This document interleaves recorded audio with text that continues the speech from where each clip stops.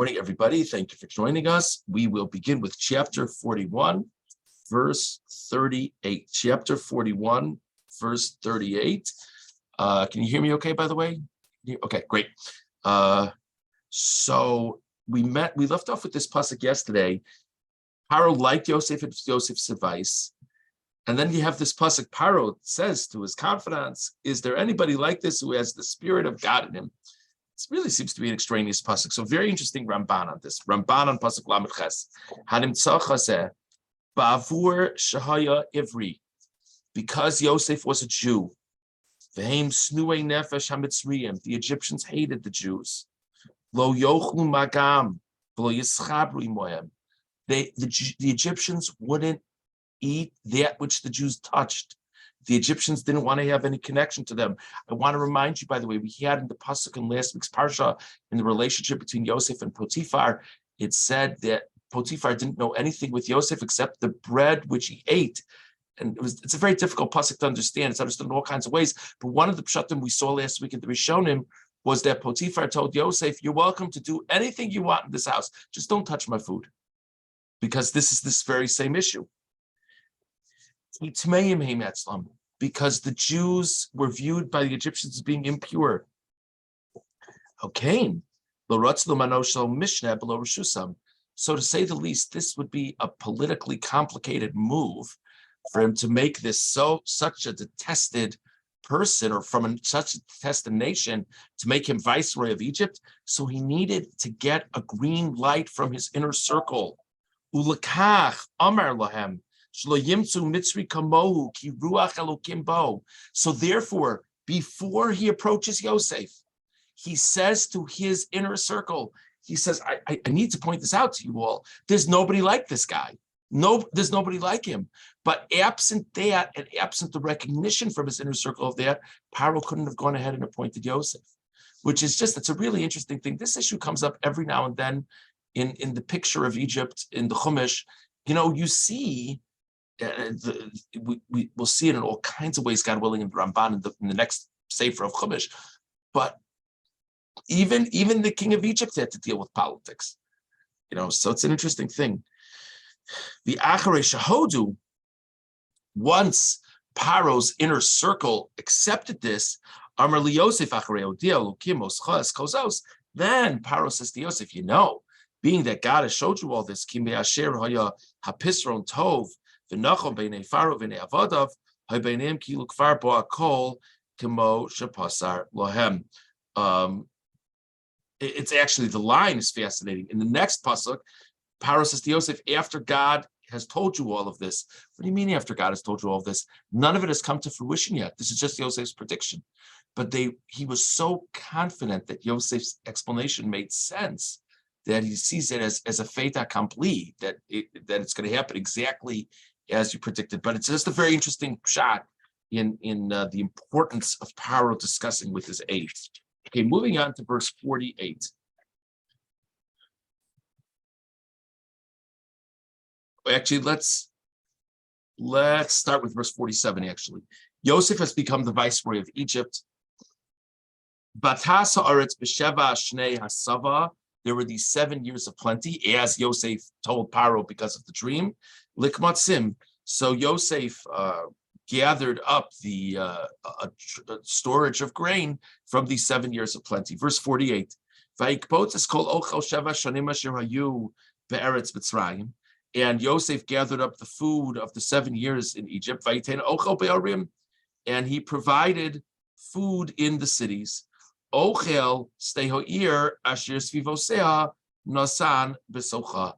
The food in the fields of the city that surrounded Mitzrayim. And now verse 49, Vayitzpor Yosef bar k'chol hayom arbei ma'od. Yosef amassed a tremendous amount of food. Ad ki chodal l'spor came b'spar, you couldn't even count it all. Okay, I just want to see the Ramban for a little bit of a sharper perspective on what Yosef's actual plan of action was. Ramban on pasuk memches, Vayikvotzes kol ochel. Yosef aniskar l'mala, v'gam achreichen vayitzpor Yosef bar, v'chein chi chodal l'spor Yosef aniskar. Okay, so all these verbs in this pasuk, even though it doesn't say Yosef in the pasuk, all these verbs, says the Ramban, are actions by Yosef. Fine. V'yomer Reb Avram, Kein Perusho Kol, Ki Birav Hayu Mesim. V'chein Kol Haaretz Bo Mitzrayma, Rak Tamo Shekibetz Kol Asher Yachol. Very interesting technical point. Look at the beginning of verse 48. Yosef gathered up all of the food. What do you mean, all of the food? So the Ibn Ezra says, well, if he gathered up all of the food of the 7 years, then that meant he would have starved the Egyptians for the first 7 years. There's nobody ate anything from the field. Everything went into Yosef's granaries. The Ibn Ezra says, how could that be? It's not possible. So he says the pshat is kol means he gathered up everything that was possible to gather up. That's the pshat in the pasuk. Whatever surplus, he gathered up whatever surplus. But the Ramban says, I think the pshat is shekavatz esakol el tachas yado. He really gathered everything. No grain went to any farmers' homes. V'unasan lahem mimenu b'chol shana. A fascinating thing. Yosef took all of the grain and then distributed it as needed over this 7-year period. Why? It wasn't the time of need. Well, Yosef needed to make sure that it was saved appropriately. And if he just tells the farmers and the landowners, whatever you've got left, why don't you give to me? Who knows what they'll do with it? Right? So he took everything. He confiscated all grain and then gave it out as needed. And the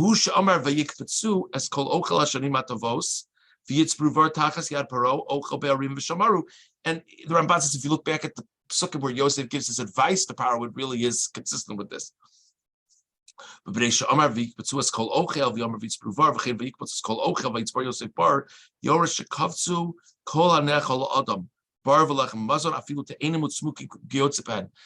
Ramban, anything edible for people, grain, figs, raisins, it all was taken by Yosef. Okay. Okay. Just going a little bit further, V'tachin, skipping a few lines.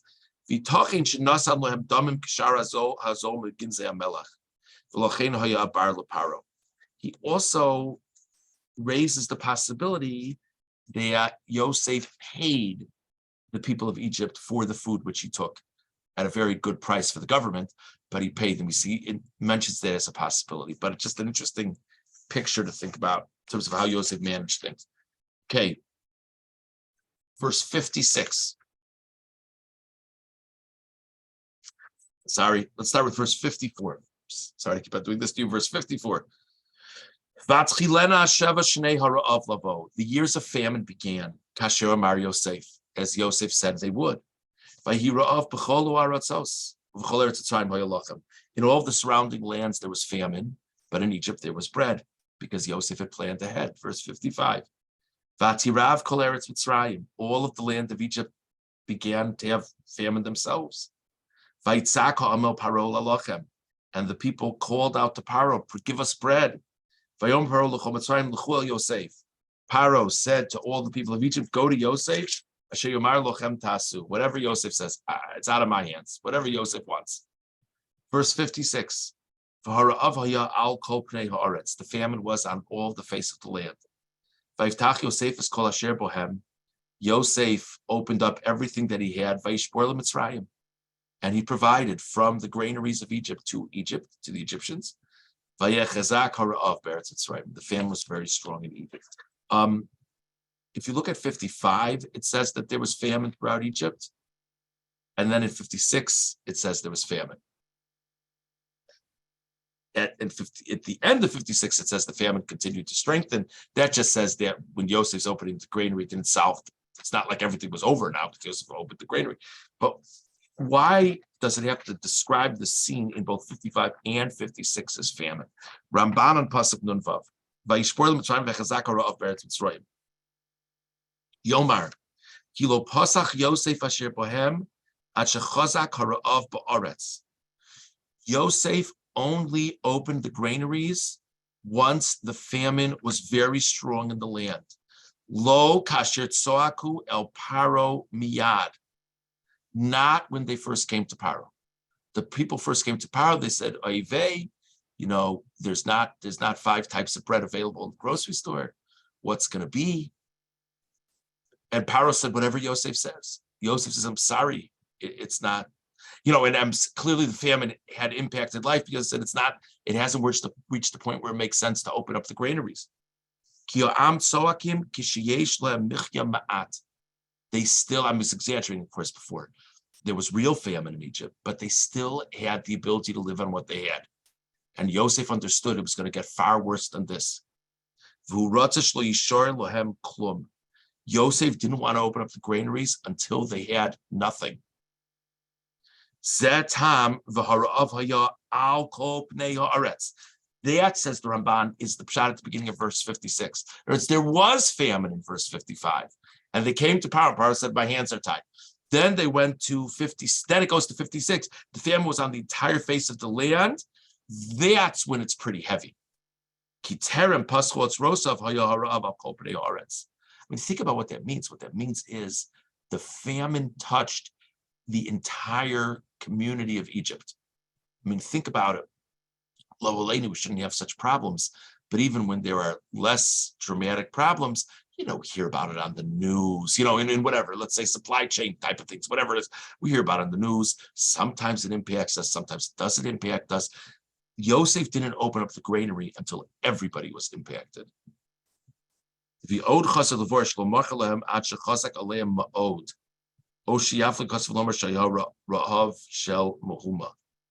Okay, we'll leave out the last point, but just a very interesting, it's again another interesting perspective on how Yosef ran things, but also an interesting pshat in just the meaning of the pasuk. Let's see the Orach Chaim on pasuk Nun Vav. Vayivtach Yosef Eskol. Tam shepasach kol ha'otzaros v'lo hispik b'tzarich. So this is a separate question now. Why does it say that Yosef opened up all the granaries? Yosef seems to be managing this very cautiously here. So is the answer to open up all the granaries, or is the answer to provide what's needed in the moment? Niskavin livdok bekulim ladas esasher yaktim limkor vesasher yuchal lisakiv Yosef v'lo yifased. So the Orach Chaim says this is still Yosef being thoughtful and thought out, I should say, because if he just opens whatever random granaries and just whatever amount comes out of those granaries to make people happy, then good. You're not really managing your assets, because there are certain things in the granaries that can still command great value and will be able to command great value for a long period of time. And there are other things in the granaries that don't have nearly the same type of shelf life. So Yosef opened all the granaries, not to give people whatever they wanted. No, Yosef opened all the granaries to make the wisest possible decisions as to what to distribute at this point in time.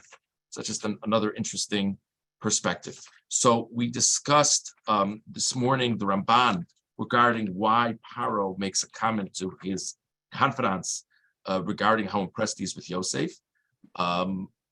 We discussed the Ramban regarding how much, what does it mean that Yosef gathered all the food from 7 years of plenty? What does that mean exactly? And we discussed the Ramban and the Orach Chaim regarding what Yosef did when the famine really got going, how Yosef managed the needs of the people.